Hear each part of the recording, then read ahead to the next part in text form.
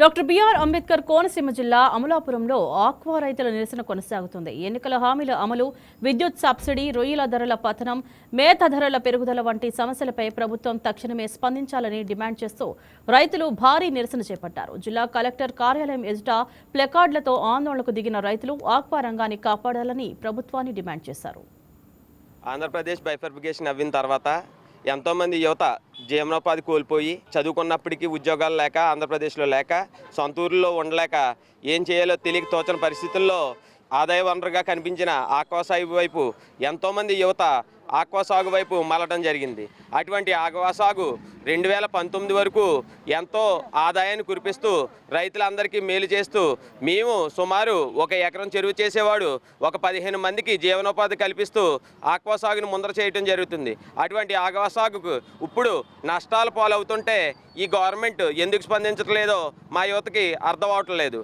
ఎందుకంటే మొన్న ఒక టన్నుకి 10,000 రూపాయల చొప్పున ఫీడ్ రేట్ పెంచారని చెప్పి రైతులందరూ కలిపి ఒక యాజిటేషన్ చేస్తే ఇప్పుడు అది గవర్నమెంట్ దృష్టికి తీసుకెళ్తే గవర్నమెంట్ వారి మీద చర్యలు తీసుకుంటుందని చెప్పి భయమేసి రేట్లు పెంచడం ఆపి ఇప్పుడేమో రొయ్యల రేటు సుమారు ఈ వారం రోజుల్లో 70 రూపాయలు తగ్గించి టన్నుకి 70,000 నష్టం వచ్చేలా చేయడం జరుగుతుంది.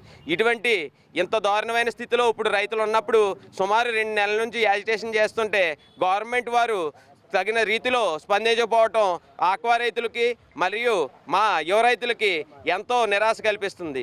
ఈ యువ రైతులు అందరూ కలిసి ఇంత గవర్నమెంట్ మీద ఆధారపడకుండా ఎంతోమందికి జీవనోపాధి కల్పిస్తున్నప్పటికీ గవర్నమెంట్ ఎందుకు చిన్న చూపు చూస్తుందో అర్థం అవట్లేదు.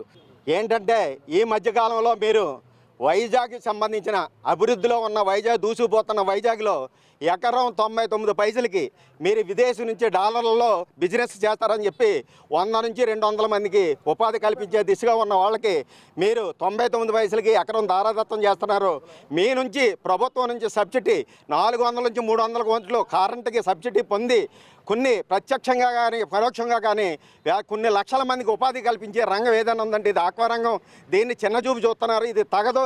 ఖచ్చితంగా దీని మీద చర్య తీసుకోవాలి. మీరు త్వరలో మీరు కనుక దీని మీద చర్య తీసుకోకపోతే రానున్న రోజుల్లో ఖచ్చితంగా అన్ని జిల్లాలకు సంబంధించిన ఆక్వా సంఘాలని కలుపుకొని మేము త్వరలో ఒక కార్యాచరణ చేసి ఏదైతే ఉత్పత్తి మీరు ఏమీ చేయకుండా ఉత్పత్తి వస్తుందని విర్రవీగిపోతున్నారో దాన్ని ఉత్పత్తి వ్యయాన్ని తగ్గించుకుని మేము ఉత్పత్తిని మాత్రం కాపాడే దిశగా వెళ్లకుండా ఖచ్చితంగా లో స్టాక్కి వెళ్ళి మేము ఏదైతే 10 లక్షల టన్నులు ఉందో దాన్ని 3 నుంచి 5 లక్షల టన్నులకి తీసుకొచ్చే పరిస్థితులు ఏర్పడతాయి. దీనికి ఒకటే ఉదాహరణ, రారా చంద్రబాబు నాయుడు గారు మీరు ఈ మధ్యన ప్రభుత్వం వచ్చిన వెంటనే విజయవాడ పవర్ చోన్ హోటల్లో మీటింగ్ పెట్టి ఆక్వా పరిశ్రమ ఎంతో వృద్ధిలో ఉంది, 4,50,000 ఎకరాల్లో సాగు చేస్తుంది, దీన్ని 10 లక్షల ఎకరాల సాగుగా తీసుకెళ్తానని చెప్పి మీరు చెప్పి ఉన్నారు. అది రైతులకి చాలా ఆనందీయం, అభినందనీయం.